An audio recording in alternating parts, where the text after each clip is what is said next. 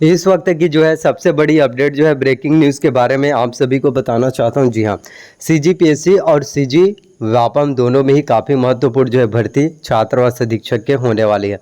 तो जो भी स्टूडेंट जो कॉम्पिटिशन एग्जाम्स की तैयारी कर रहे हैं, गवर्नमेंट जॉब यदि आप पाना चाहते हैं तो अभी से जो है तैयारी कर लीजिए। काफ़ी महत्वपूर्ण पोस्ट है छात्रावास अधीक्षक की। अगर हम बात करें सीजी व्यापम में, तो छात्रावास अधीक्षक के सीजी व्यापम में ही अकेले 400 पदों पर भर्ती होगा।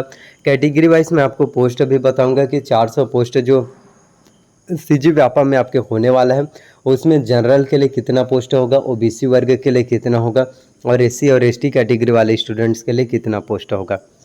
इसके साथ ही आपको ये भी मैं बताना चाहता हूँ, सीजी व्यापम में 400 पोस्ट पर भर्ती तो होगा ही, लेकिन इसके साथ ही सीजीपीएससी में भी छात्रावास अधीक्षक श्रेणी द के भर्ती जो है होने हैं। आपको बताना चाहता हूँ कि प्रेस विज्ञापित जो है सीजीपीएससी में जो है जारी हो चुका था, नोटिफिकेशन निकल कर आ चुका था और आपका जो है 8 जून को आवेदन करने का लास्ट डेट था, लेकिन जो है वो ये पोस्टपोन्ड हो चुका है, यानी स्टे लग चुका है और ये 500 पोस्ट जो है बढ़कर आपके जो है कुल टोटल जो है 900 पदों पर जो है छत्तीसगढ़ में छात्रावास अधीक्षक श्रेणी द के जो है भर्ती होने वाला है। तो ये अब आप लोगों के ऊपर डिपेंड करते हैं, क्योंकि काफ़ी स्टूडेंट होते हैं जो ये बोलते हैं और दूसरे के ऊपर ब्लेम लगाने की कोशिश करते हैं कि यार हमें तो पता नहीं था कि भर्तियां आएंगी। अगर हमें पता होता कि भर्तियां आने वाली हैं तो हम गवर्नमेंट जॉब्स की तैयारी अच्छे से कर सकते, प्रिपरेशंस अच्छे से कर सकते, लेकिन भर्तियां जो है निकल कर नहीं आ रही हैं और जिसके वजह से हमने तैयारी अच्छे से नहीं किया। तो आपको मैं बता देना चाहता हूँ, छत्तीसगढ़ में व्यापम में जो है 400 पोस्ट जो है सीजी व्यापम में होगा। इसके साथ ही सीजीपीएससी में छात्रावास अधीक्षक श्रेणी द के जो है 900 पोस्ट है और ये काफ़ी ज़्यादा इंपॉर्टेंट पोस्ट हैं, काफ़ी महत्वपूर्ण जो है भर्ती हैं।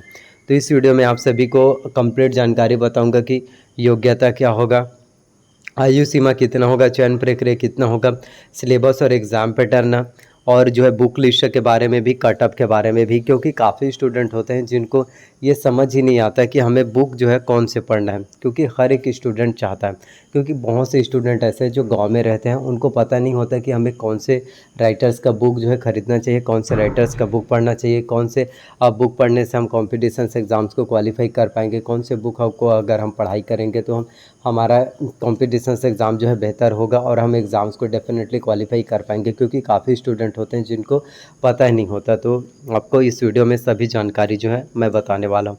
तो सबसे पहले अगर हम बात करें योग्यता के, तो छात्रावास अधीक्षक के लिए अगर आप आवेदन करना चाहते हैं तो इसके लिए सिंपल है। सबसे पहले तो मिनिमम क्वालिफिकेशंस आपका 12वीं पास होना चाहिए। यदि आप 12वीं पास है माध्यमिक शिक्षा मंडल रायपुर बोर्ड से, आप जो है छात्रावास अधीक्षक बन सकते हैं। साथ में जो है 12वीं पास बस से आप आवेदन नहीं कर पाएंगे, आपके पास कंप्यूटर्स का कोर्स होना चाहिए। कम से कम जो है कंप्यूटर्स का जो कोर्स है वो आपका एक वर्ष का 1 ईयर्स का जो है कंप्यूटर्स का डिप्लोमा कोर्स होना चाहिए। 1 वर्ष के कंप्यूटर्स के डिप्लोमा कोर्स में यदि आपने ITI कोपा किया या फिर आपने DCA किया या फिर आपने PGDCA किया या फिर आपने BCA किया या फिर आपने कंप्यूटर साइंस किया, तो आप इसके लिए बिल्कुल ही एलिजिबल हो, आप आराम से इसके लिए आवेदन जो है कर सकते हैं। देखिए, आपको मैं बताना चाहता हूँ कि काफ़ी जगह होती हैं जो DCA PGDCA बहुत से जगह कराए जाते हैं, जगह जगह पर सेंटर खोले जाते हैं, लेकिन आपको ये चीज़ें देखना है कि वो क्या वहाँ पर जो DCA कोर्स कराया जा रहा है, PGDCA कोर्स कराया जा रहा है, क्या उसको छत्तीसगढ़ गवर्नमेंट द्वारा मान्यता प्राप्त है या फिर नहीं, छत्तीसगढ़ स्टेट गवर्नमेंट द्वारा अप्रूव्ड है या फिर नहीं। तो जाँच पड़ताल करने के बाद ही आपको कोर्स करना चाहिए। आपको बताना चाहता हूँ कि काफ़ी स्टूडेंट का कमेंट भी इस चीज़ को लेकर रहता है कि सर हमारे पास कंप्यूटर्स का अगर कोर्स नहीं होगा तो क्या हम अधीक्षक नहीं बन पाएंगे या फिर फॉर्म फिलअप कर पाएंगे या फिर नहीं कर पाएंगे। तो आपको बताना चाहता हूँ इसमें कैटेगरी वाइज रहता है ना। यदि आप SC ST और OBC कैटेगरी वाले स्टूडेंट रहेंगे तो आपको 1 ईयर्स का जो है छूट मिलता है। यदि आप SC और ST कैटेगरी वाले स्टूडेंट हैं, आपको 1 साल का छूट मिलेगा कि आप जो है कंप्यूटर्स कोर्स करके दे सकते हैं। लेकिन जनरल कैटेगरी वाले स्टूडेंट्स को किसी भी प्रकार के कंप्यूटर्स कोर्स में रिलैक्सेशन छूट जो है देखने को नहीं मिलेगा। तो ये चीज़ें, आयु सीमा की अगर हम बात करें तो कम से कम छात्रावास अधीक्षक बनने के लिए आपका उम्र 21 वर्ष होना चाहिए। मैक्सिमम एज लिमिट 35 वर्ष आपका होना चाहिए। कैटेगरी वाइज छूट की बात करें तो SC और ST को 5 वर्ष का छूट मिलता है। OBC कैटेगरी वाले स्टूडेंट्स को 3 वर्ष का छूट इसमें देखने को मिलेगा। चयन प्रक्रिया की बात करें सिलेक्शन प्रोसीजर की, तो छात्रावास अधीक्षक में जो सिलेक्शंस का प्रोसीजर होता है वो आपका जो है डायरेक्ट भर्ती होता है, सीधी भर्ती होता है। बस आपको कॉम्पिटिशन्स एग्ज़ाम्स को बस क्वालिफाई करना है, एक ही बार एग्ज़ाम्स देना है। और 150 क्वेश्चन पूछे जाते हैं। आगे मैं आपको सिलेबस भी बताऊंगा कि किस तरह से क्वेश्चन जो है एग्ज़ाम्स में पूछे जाते हैं, और बुक लिस्ट के बारे में भी बताऊंगा। हर एक टॉपिक के पूरा कवर करूंगा, और बुक लिस्ट के बारे में भी बताऊंगा कि कौन से बुक आपको जो है लेना चाहिए और किस तरह से आप जो है एग्ज़ाम्स की तैयारी अच्छे से कर सकते हैं, कितने घंटे की पढ़ाई आपको ज़रूरी है, कितना प्रिपरेशंस आपको करना होगा जिससे आप कॉम्पिटिशन्स एग्ज़ाम्स को क्वालिफाई कर पाएंगे, कॉम्पिटिशन्स एग्ज़ाम्स को बीट कर पाएंगे। और ये बिल्कुल भी मत सोचना कि यार ये चीज़ें इम्पॉसिबल है या ये चीज़ें मुझसे हो पाएगा फिर नहीं हो पाएगा। ज़रूर हो पाएगा, बस आपको उसके लिए काम करना, उसके लिए जो है मेहनत करना। तो मेहनत करना ज़िंदगी में कभी भी पीछे आपको नहीं हटना है, बस वर्क करते जाइए, काम करते जाइए, क्योंकि कामयाबी जो है कब मिल जाए, सफलता जो है कब मिल जाए, ये किसी को भी पता नहीं होता। बस हमारा काम होता है मेहनत करना। जो चीज़ हम कर सकते हैं वो चीज़ हमें करना चाहिए। अब मैं आपको बताना चाहता हूँ सिलेबस के बारे में।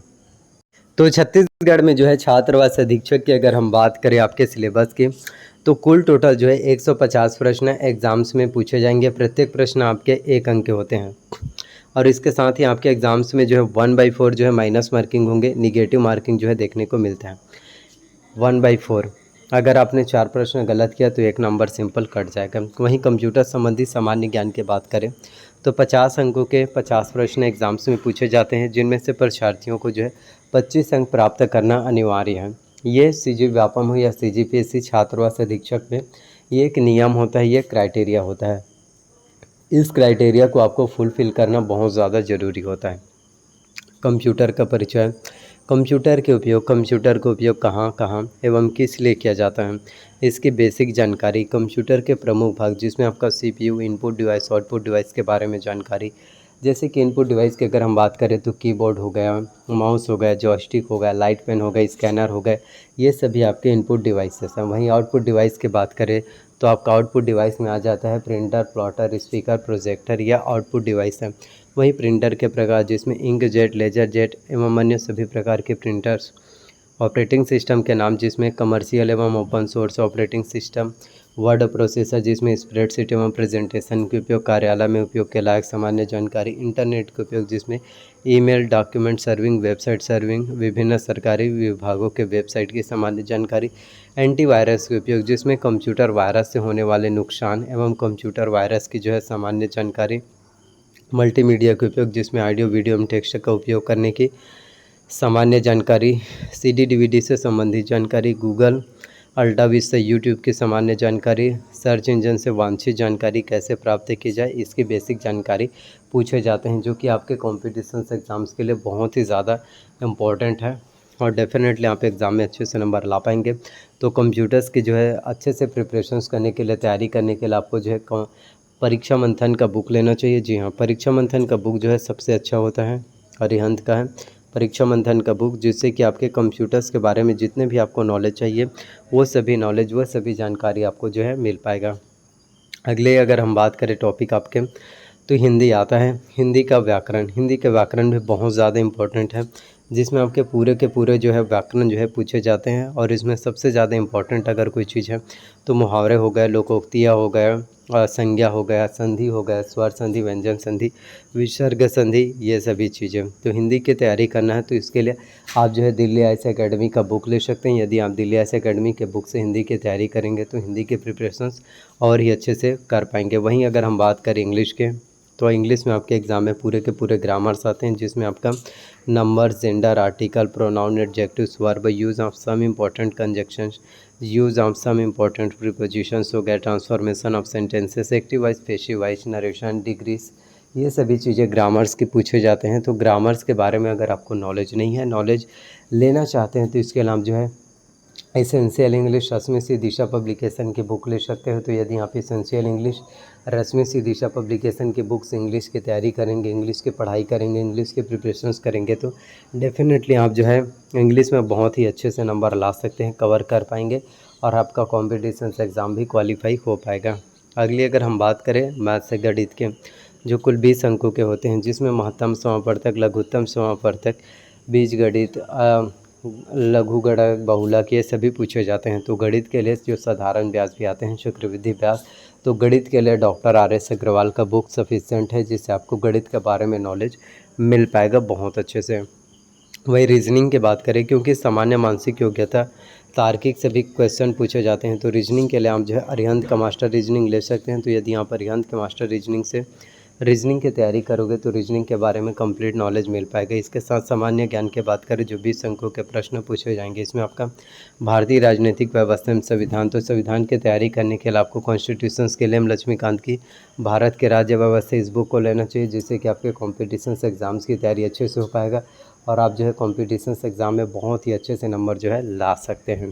तो इन सभी से तैयारी करना, डेफिनेटली आपका कॉम्पिटिशन्स एग्ज़ाम जो है क्वालिफाई हो पाएगा। वहीं अगर हम बात करें करंट अफेयर्स की, तो छत्तीसगढ़ के current affairs, CG current affairs के लिए सबसे पहले आपको विकास परक का मासिक पत्रिका लेना है। इसके साथ ही आपको जो है प्रतियोगिता दर्पण लेना है। तो इस तरह से आपके करंट अफेयर्स की भी तैयारी अच्छे से हो पाएगा। और छत्तीसगढ़ की सामान्य जानकारी, सभी जानकारी के लिए आप जो है competitions academy Hariram Patel sir का बुक ले सकते हैं। तो और हिस्ट्री के लिए भी आप जो है CGPSC के लिए हो चाहे CG व्यापम, दोनों के लिए ही आप जो है टुटेजा ट्यूटोरियल्स का बुक ले लीजिए। तो इन सभी से तैयारी कीजिए और डेफिनेटली आपका छात्र रस अधीक्षक भर्ती परीक्षा एग्जाम्स क्वालिफाई हो पाएगा। सो आई होप वीडियोस अच्छा लगा हो। बहुत मेहनत करके आप लोगों के लिए वीडियोस बना हूँ। प्लीज़ अगर वीडियोस अच्छा लगा हो तो वीडियो को लाइक कीजिए। चैनल पर अगर आप लोग नए आए हैं तो प्लीज़ चैनल को सब्सक्राइब कर लीजिए, साथ में बेल नोटिफिकेशंस को ऑन करके रख लीजिए। एंड वीडियोस को जितना ज़्यादा हो सके अपने फैमिली में, दोस्तों में, रिश्तेदारों में जो है वीडियोस को शेयर कीजिए। और इसी तरह से नए नए वीडियोस मेरे चैनल्स पर मिलते रहेंगे। बस अपना ख्याल रखना, भर्ती परीक्षा की तैयारी करते रहो और ख़ुद के ऊपर बिलीव करो। और वक्त सबका आता है, आपका भी टाइम बदलेगा, आपका भी वक्त बदलेगा। बस खुद के ऊपर भरोसा रखो, कॉन्फिडेंस रहो, बस मेहनत करते रहो। सफलता का सिर्फ एक ही राज है, सब्र रखना और मेहनत करना, कंसिस्टेंसी मेंटेन करना। मिलते हैं नए वीडियो में। सो शेयर वीडियोस को ज़रूर कीजिए।